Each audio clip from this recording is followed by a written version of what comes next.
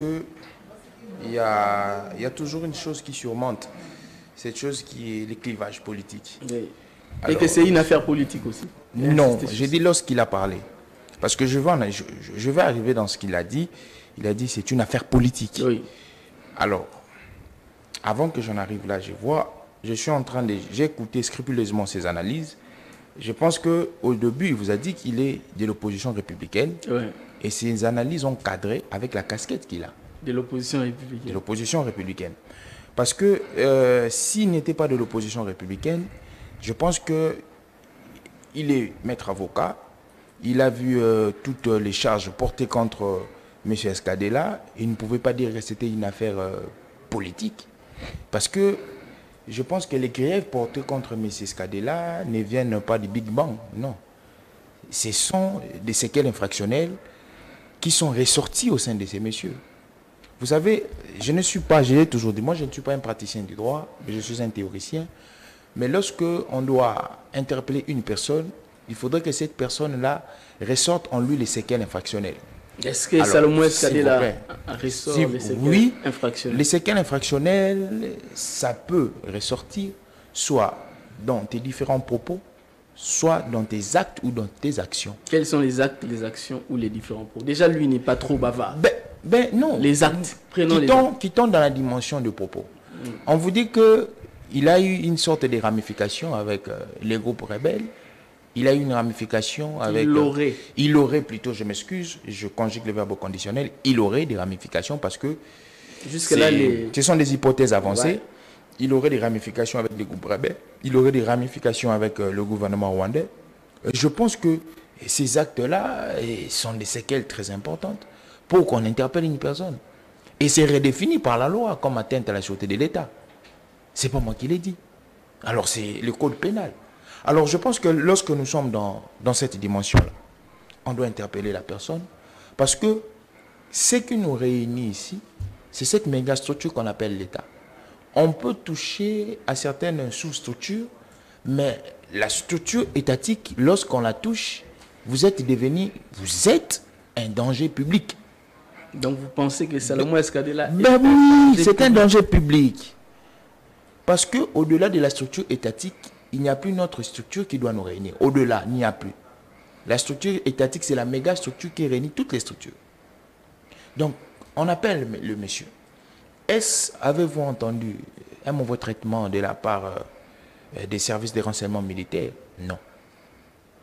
Nous sommes dans une procédure, moi je pense que qui n'a pas connu une entorse. On a interpellé ces messieurs. On a empêché ses avocats. On l'a instruit. Vous savez, lorsqu'on empêche, toujours c'est sur base de quelque chose. Hein. À chaque fois, moi j'ai toujours dit, à chaque fois qu'il y a une action, certes qu'on doit apporter une certaine argumentation, mais il faut toujours se poser le pourquoi.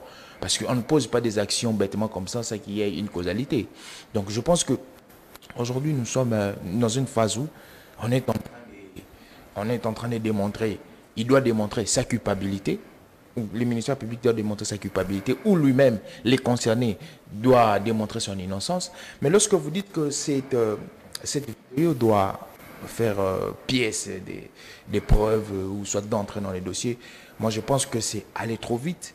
Parce que lorsque nous analysons, est-ce que cette vidéo est une preuve qui démontre, ou qui assure, ou qui innocente, ou qui innocenterait M.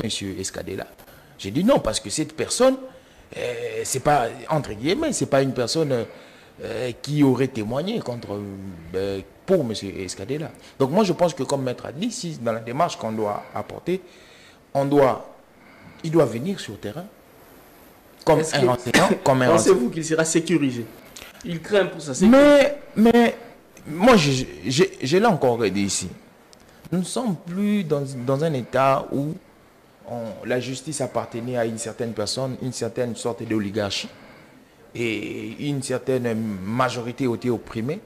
Nous sommes dans un état où la justice est neutre. Certes que maître ne veut pas l'admettre, la justice est neutre, il doit venir, on va assurer sa sécurité, mais qu'il le dise, qu'il témoigne. Alors lorsqu'il va témoigner, c'est par les éléments qu'il ressortira par son argumentation. Si ce sont les mêmes noms qu'il a cités qu'on va faire appel. Ça dépend de la manière qu'on va faire appel. Si on va faire appel comme témoin, comme renseignant, ça dépend de la procédure judiciaire. Donc, je pense que, à mon humble avis, c'est une vidéo qui a été balancée. C'est comme moi, je peux faire une vidéo aujourd'hui, je balance et je dis, mais cette vidéo, elle peut être remplie de l'émotif et des sensationnels. Eh ben oui. Selon vous, cette vidéo ne peut pas être authentifiée? Non, non, non. Je pense que la meilleure chose à faire, et déjà lorsque vous êtes en train de chercher une certaine ramification, je pense qu'il y a une ramification indirecte. Comment ça? Ben oui, il y a une certaine... Mais ça ne va pas droit par rapport à M. Skadé, là, lorsqu'il dit que on lui a donné, on lui a... Mais c'est pas ce que nous cherchons. Nous, lorsque nous cherchons que, si vous voulez témoigner contre ou pour M. Salomon Skadé-là, il faudrait venir là où se déroule le procès. Il faudrait brandir, parce que la justice, ce n'est pas seulement l'argumentation, il faudrait brandir des preuves qui diront que voilà, vous aviez raison, c'était ça, c'était ça, c'était ça, c'était ça. Et puis, c'est ça en tout cas. Alors, merci beaucoup. Je pense que, si je dois conclure, oui, nous ne sommes pas face à une affaire qui est politique. C'est un monsieur qui a transgressé les règles sociétales congolaises. Et il doit être, ce n'est pas une affaire. Les gens vous suivent, nous faisons le direct.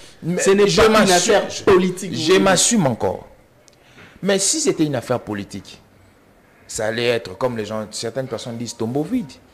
Je vais vous citer des éléments. Allez-y. Et à la fin, si vous allez persister sur le fait que ce n'est pas une affaire politique, je vais vous le concéder.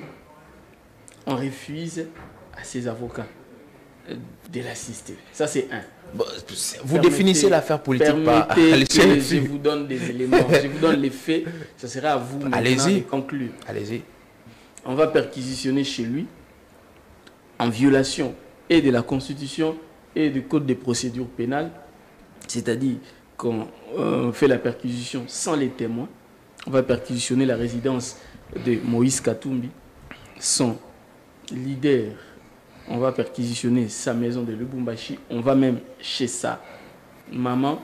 On va même chez sa sœur. On poursuit jusqu'à citer son parti politique. Ensemble, on dit que tous les communiqués d'ensemble sont d'abord envoyés à Kigali avant que ça ne soit lu ici à Kinshasa. Ensemble, n'est-ce pas que c'est un parti politique? Lorsqu'on dit communiqué d'ensemble, n'est-ce pas que ce sont des communiqués purement politiques? Vous persistez toujours que ce n'est pas une affaire politique. Je pense que dans tout ce que vous avez... j'ai eu à tirer le souffle parce que dans tout ce que vous aviez cité, je pense que... Moi, j'aurais cru que vous alliez citer certaines choses qui peut-être qui m'auraient épaté ou qui m'auraient échappé. Vous pouvez ajouter librement. Moi, je pense que dans la dynamique où nous sommes partis, c'est que cette personne, je reprends par la personne, cette personne, c'est une personne qui est dangereuse pour la